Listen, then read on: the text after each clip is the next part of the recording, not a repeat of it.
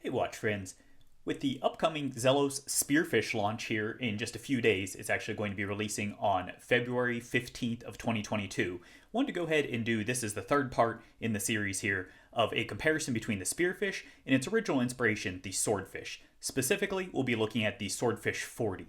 Do keep in mind, I already did feature an unboxing as well as a full review. Especially encourage you to check out that full review if you'd like to see more detail, more thorough footage, indoor, outdoor, very comprehensive of the model. But really wanted to look as far as the inspiration between these two to see what's the same, what's different, because the reality is this to me really is kind of an homage to their own piece with the Swordfish 40 than it is a direct iteration of that. So let's go ahead and get into first the basic specs, and then we'll take a deeper dive as we go through. Both of these are coming in at a 40mm case, so you're going to have a standard size, and that's why I'm comparing against the smaller of the Swordfish variants. The bezel, though, is going to be fairly significantly different. On the Swordfish, it actually kicks out, and that jumps up to 40.3, whereas on the Spearfish, it's recessed back slightly and comes in at 39.3. So that's obviously a noticeable change there. The lug to lugs. This is going to be a big area. As you can see, on the Swordfish 40, it has male end links. On the Spearfish, it has female end links. So inclusive of those end links, the Swordfish 40 is coming in at 50.4 millimeters versus 46.9 on the Spearfish. So as you can see, in practical sense, a fairly shorter lug to lug. So if you have small wrist, definitely you're going to be happier, I think, with the Spearfish, though I think both of them do work pretty well. We've already seen these on my 6.5-inch wrist in the full reviews. As far as the thickness, the Swordfish 40 already slimmed out considerably versus the 42mm version, and it was coming in at 12.3 millimeters. The Spearfish takes that up a notch further, and it actually comes in at 11.9 millimeters. So that gives you a visual as to how that stacks up. The weight difference is negligible between the two. Both of these are the stainless steel variants. There's been several of the Swordfish 40, but I wanted to compare apples to apples since they're both stainless steel models. Size to my 6.5-inch wrist, you're looking at 147.2 on the Swordfish 40 versus 145.5 on the Spearfish. So again, pretty much a token difference between those two. So with that out of the way, let's go ahead and look at the actual model, some of the subtleties as we go throughout, and highlight really some of the big differences as well as some small ones. First, the movement. The Swordfish 40 only came with an NH35 movement. So that's going to be a great Seiko movement. It has all your good features, your hacking, hand winding, those kind of things, but it's a low beat movement, and it's generally considered a cheap workhorse movement. No complaints about it, but it's a beater style. Here in the Spearfish, it comes with the new Joux-Perret or LJP G100. You're talking a significant increase in power reserve, higher beat for that, and I apologize. I just noticed I forgot to get these started up here, so apologies there. Bear with me for that. I apologize. I know that bothers a lot of people. But that being said, with the movement here, you're going to be looking at a much higher beat for this. So 21.6, I believe, versus 28.8. That's thousands for the overall beat rate. So a big difference there. As far as the finishing, both of these are stainless steel, but on the Spearfish, you are looking at a hardened coating. So you're looking at 1200 Vickers versus I believe it's 300 and some odd on stainless steel. So significantly more scratch resistant on the case, the bracelet, etc. throughout. So that's excellent. The dial presence. As you can see visually here, the dial presence is definitely kicked up on the Spearfish. So if you have kind of an in-between wrist, or if you prefer a more dial presence, the Spearfish is definitely the way to go. As you can see visually, it has a larger perception to it, and it's not just owing to the white coloration here on this particular dial variant. But part of that, though, is this chapter ring. As you can see on the teal, you do have an actual accent chapter ring here on the Swordfish 40 versus the white. That's not just because it's white. That does not have a chapter ring variation there, so that's going to make it seem a little larger. But one of the big things, though, with the larger dial is you can actually see here the Swordfish and all the variants had this very angular inner metal ring that went around that held the bezel, whereas you can see this goes, or the crystal rather, you can see this goes straight up to the bezel with the crystal. So that really fundamentally increases the overall presence of that significantly. On the dials themselves, you can see there's a noticeable difference in the size of the text. You can see there at the 6 o'clock, both of them have 2 rows, but you can see the Spearfish is much larger. The same is true on the perimeter with your individual hashes as well, much larger on the Spearfish. Otherwise, the layout's going to be pretty similar between the two as far as the overall dial configuration. The markers, this is of course going to be one of the biggest differences between them.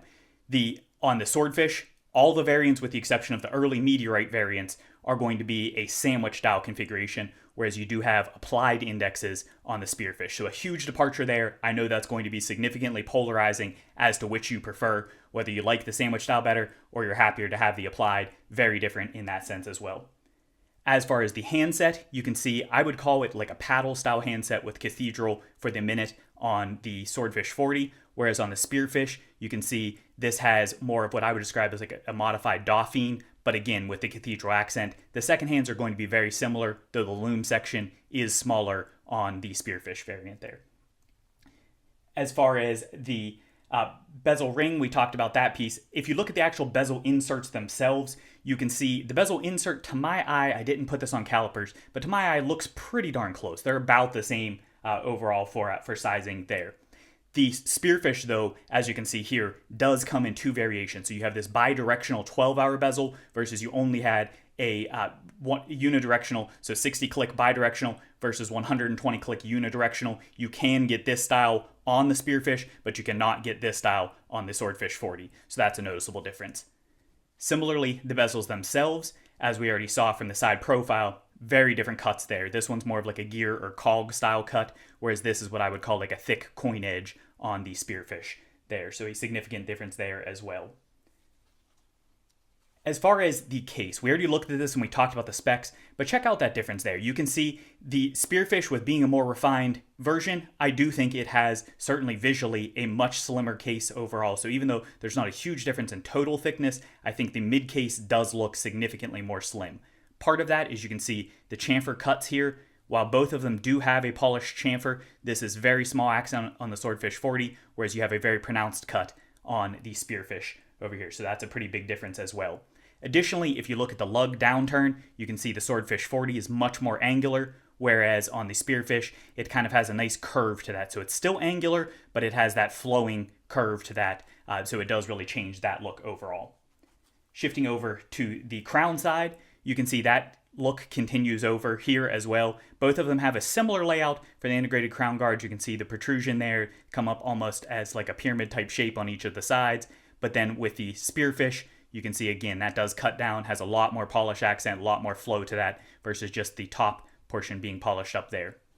The same thing is true of the crowns themselves. You can see the crown, or the lugs rather, are much more slim here on the Spearfish than they are on the Swordfish 40. They not only have a little more of a flow, a little more of a polish and chamfer accent, but just overall visually, it just looks a lot more slim, a lot more elegant overall.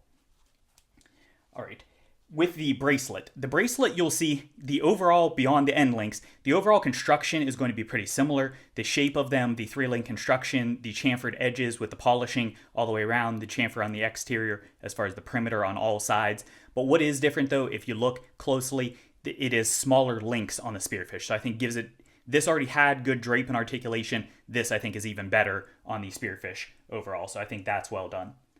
The clasp is a significant improvement in my opinion. This is an area that I know has been hotly contested on the Spearfish as far as whether this clasp is too thick, but check out the Swordfish 40. The clasp really, to my eye, does not look any more thick rather on the Spearfish than it does on the Swordfish 40. So if you are a current Swordfish 40 owner and it doesn't bother you there, probably won't either. But where this really shines aesthetically, I think it's a better looking clasp personally. I just think it's a smoother, cleaner look overall. I like that aesthetically. But the biggest thing though is that toeless micro that this features on the inside. We already looked at that in the full review, but as you can see, fold over construction on the Swordfish 40, whereas this is just a traditional double pusher construction on the Spearfish.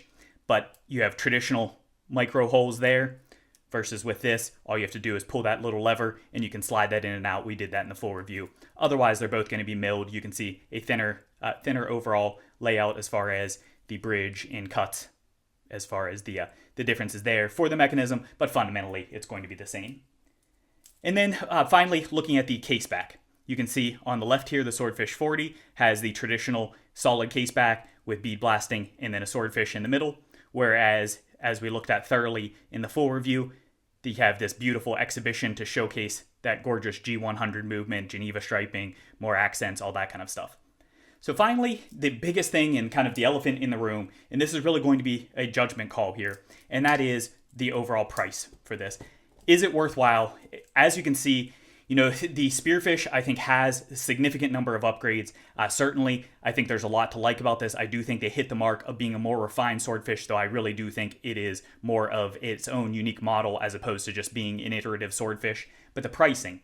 The Swordfish 40 launched, I believe, at around $269, if I recall correctly, whereas the Spearfish is going to be launching starting at $649. Both of those are for the standard dial, which would be like the ones we're looking at here. So you're talking nearly a $400 difference between the two. That's significant. But by the same token, you've got all those accents that went into this. More refinement, the toeless micro clasp, that's more expensive. The hardened coating, that's very pricey. The LJP G100 movement versus the NH35, that's a huge difference between those. And there's other aspects as you go throughout that really do add to the cost. As to whether the value is still there for you individually or not, does it warrant going from more of an everyday beater style piece to a more refined, elegant, but still dive oriented and sporty style watch for an extra $400 or thereabout dollars? That's really going to be your call on that one. Personally, I think both of them have a place, and it really, I think, comes down to what you're looking for out of the watch as to which one makes more sense for you. So I hope this video has been helpful for you. If you did enjoy this, please do hit that like button. Additionally, if you haven't done so already, please do smash that subscribe button. Thanks for watching.